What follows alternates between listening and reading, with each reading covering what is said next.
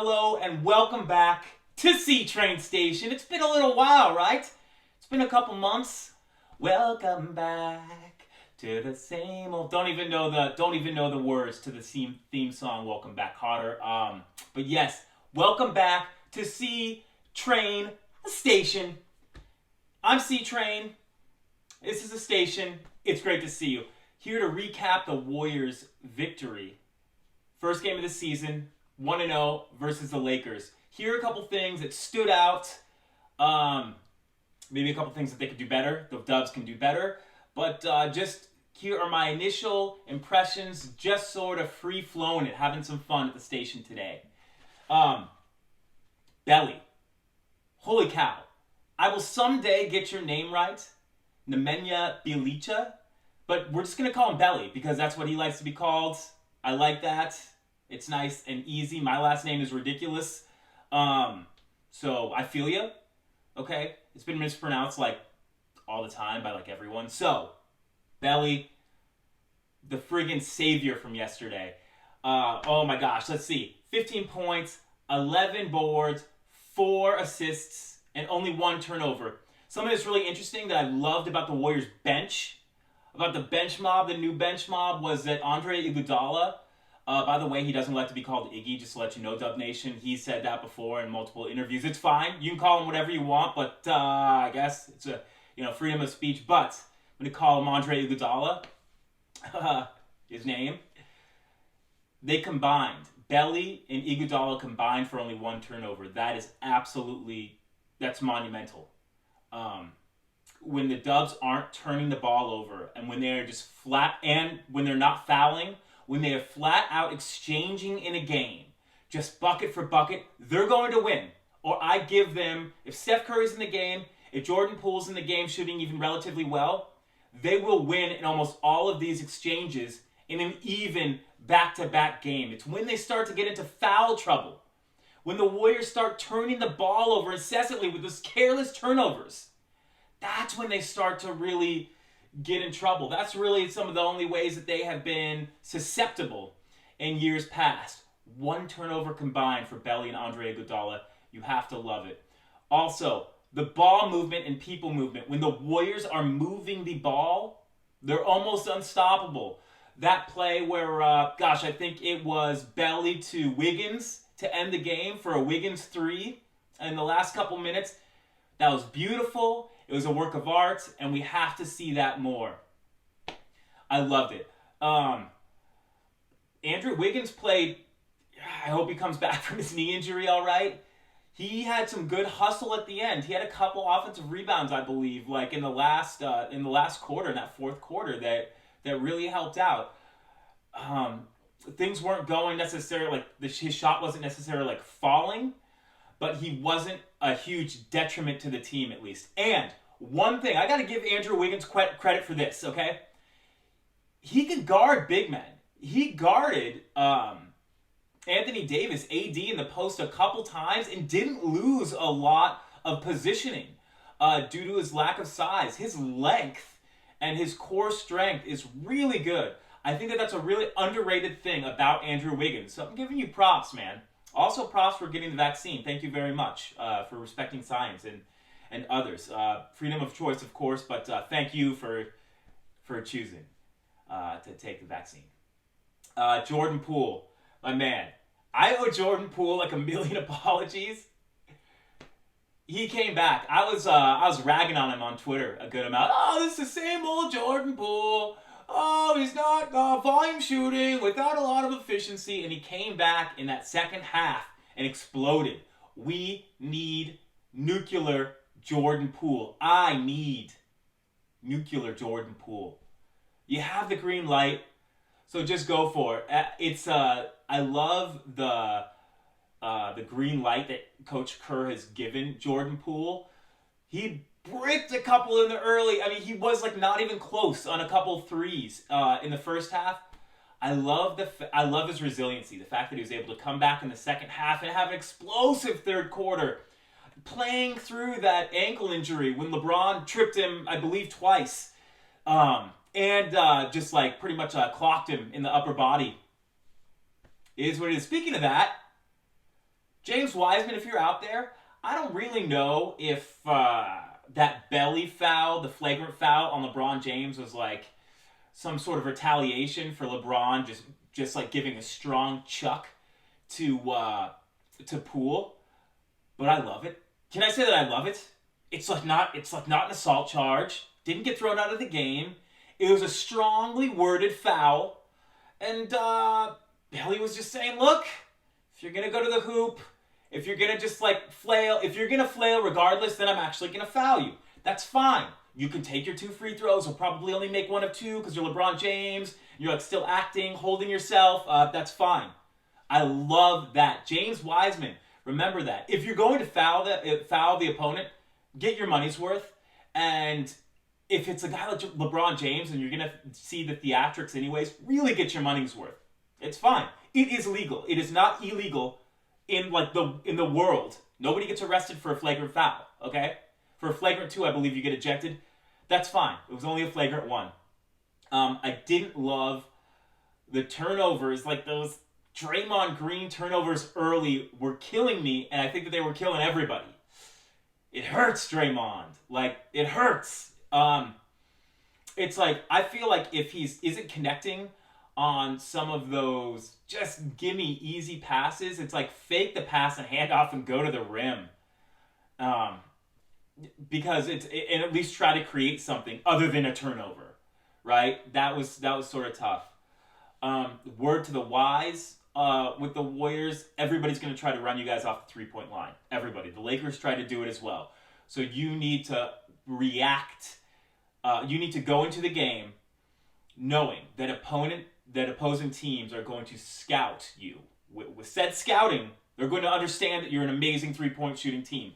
Otto Porter, Belly, Steph Curry, Poole, Klay Thompson when you get back. Wiseman's even like an all-right 3-point shooter. D. Lee, of course. Sorry that I forgot you. Big game last night. How many did you get? 15 points, I think? 15 off the bench. Amazing. Really underrated performance by D. Lee, who I was a little down on in the preseason. I thought that Moses Moody sort of, as offensively and defensively, as like a two-way player, played just as well. And so I'm just really glad that Mr. Damian Lee friggin' came through.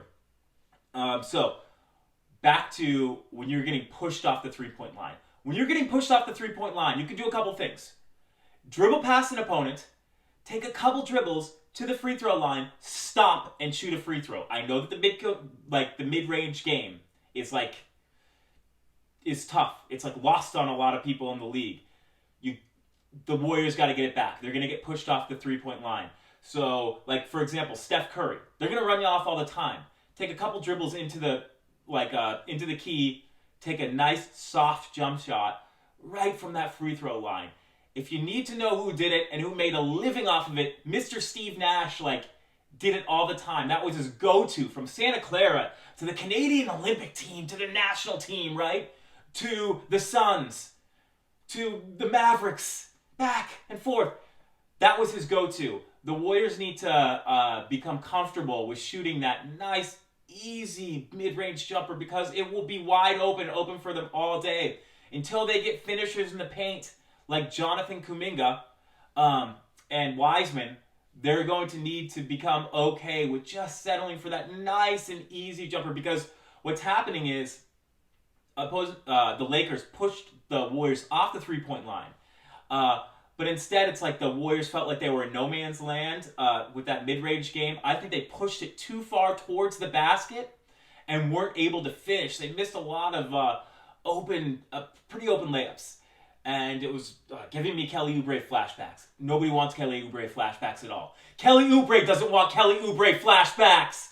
Gosh, I'm so glad that he's off the team, by the way. His ridiculous mistakes were killing them last year. I'm sorry. I don't mean to rant, but I'm going to. He was legitimately killing the team with his absolute boneheaded play. It's not my fault that he has a low basketball IQ, just to let you know. He's a good-looking guy. He sings in his car. I believe his Panic at the Disco. That's fine. Leave it at that. But don't even watch basketball, sir. No, I'm just kidding. Go play. Have fun for the Hornets. I hope you have a great rest of the career. I'm just glad that you're not going 0 for 30 from the three-point line with the Warriors and bricking every single layup. Whew. Had to get that off my chest. It's off. Okay, what else do we have here? I was disappointed with Draymond's play. I guess he and Wiggins are a little bit out of form and condition. Maybe excusable a little bit for Draymond Green. He was in the Olympics, winning a gold medal for the United States. I love that and congratulations. But gosh, they got around into form sooner or later. I thought that JTA played his heart out, and he's always going to. He made at least one three-pointer. At least one, and he had good defense. He had solid defense on Anthony Davis, not in the fact that Anthony Davis didn't score on him, but he made Anthony Davis work hard, and he didn't foul him too many times, giving him some easy free throws. Another couple things. The Warriors shot 30 free throws. So is everything okay? Is everything okay with I'm getting flashing lights. The Warriors outshot the Lakers at Staples from the free throw line. I love to see that. I love to see the Warriors getting just that little bit of respect. It's is that okay? We get a little bit of respect. Steph Curry was getting hacked.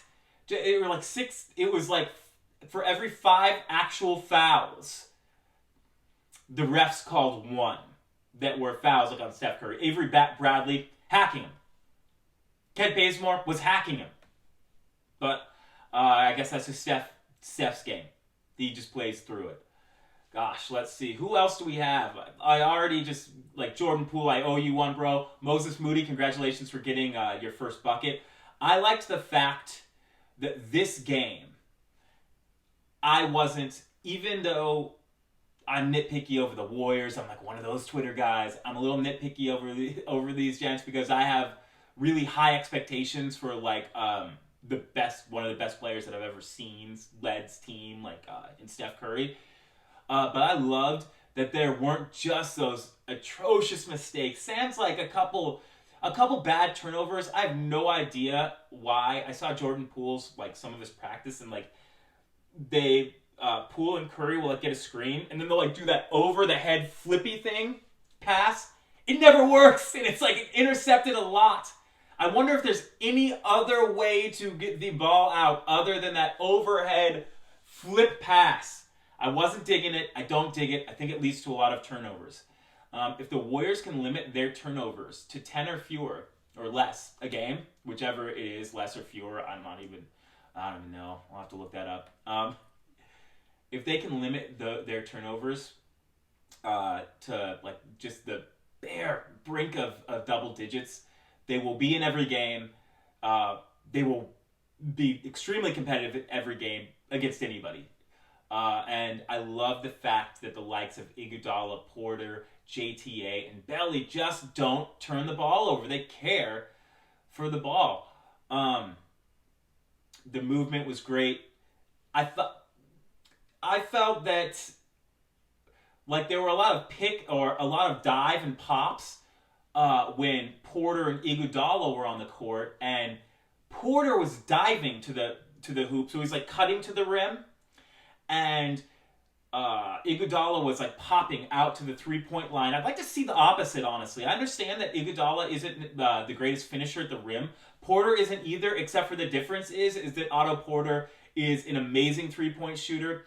Iguodala is a good average to good 3-point shooter, but Porter's money. I'd like to see Porter taking almost every single one of those shots that Iguodala took in that game.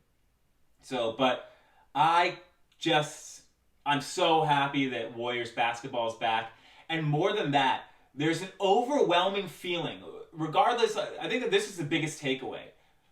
This year's iteration of the Warriors so far, okay? And I'm talking about preseason and just this first game, really small sample size. They're playing good basketball. Holistically, they are playing well. They are playing good basketball. And win or lose, I'll take that. Sometimes teams beat you. Sometimes you're the better team on that given night. But you give yourself a chance to win every single game that you play. When you play smart basketball, tough defense, team defense, and when you freaking move.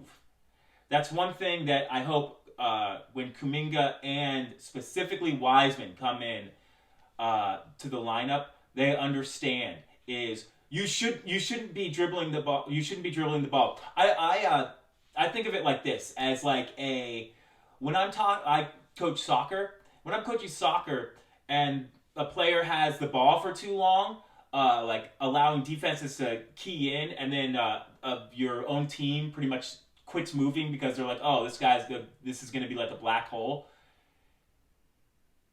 That's when you go like 1 or 2 touch and you move to a different spot. You relocate.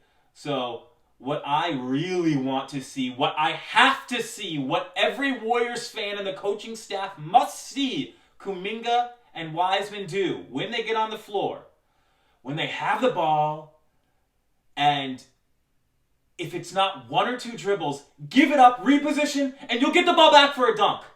Your slam dunk, your highlight reel dunk that you will invariably get from a tic-tac-toe pass play from gentlemen like Belly, Draymond, Iguodala, Curry, who are absolute pros at that, JTA even, okay?